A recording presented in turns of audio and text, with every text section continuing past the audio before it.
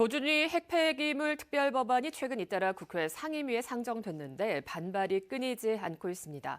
환경단체에 이어서 원전이 있는 지자체들까지 나서 문제가 있다고 주장했는데요. 그 이유가 무엇인지 장미쁨 기자가 보도합니다.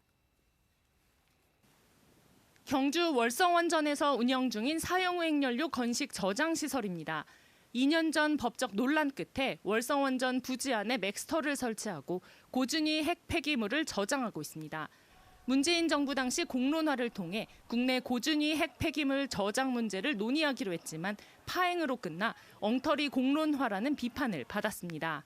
이제 일방적으로 좀 공론화도 되게 불법적인 요소도 많았고 그렇게 진행이 되어서 이제 경주 맥스터만 건설하는 것으로 일단 통과를 시킨 거지 임시장 시설 전반 정책에 대해 가지고 논의해보지 못했죠. 최근 여야 의원 3명이 발의해 국회 상임위에 상정한 고준위 핵 폐기물 영구 처분장 관련 특별법안도 공론화 없이 추진되고 있습니다.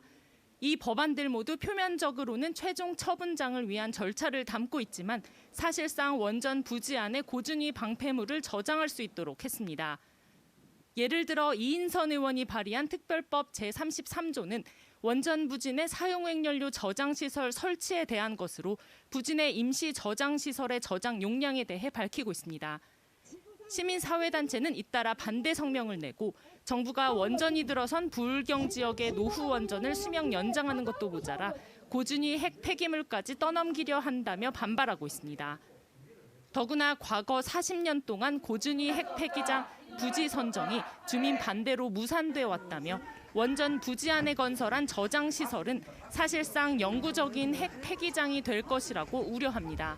원전을 가동하기 위해서 이런 법을 만들어서 임시로 건식 저장이라도 할 수 있게끔 하는 미봉책을 하고 있거든요. 법적인 어떤 취지가 장기적으로 국민들의 동의를 얻어서 충분하게 위험성이라든가 안전성에 대한 검토를 해야 되는데 그런 것이 없이 최근 원전이 있는 5개 지자체가 원전 부지 내 고준위 방패물의 임시 저장 시한을 명시해 영구화하지 않을 것을 보장하라는 성명을 낸 것도 같은 이유입니다.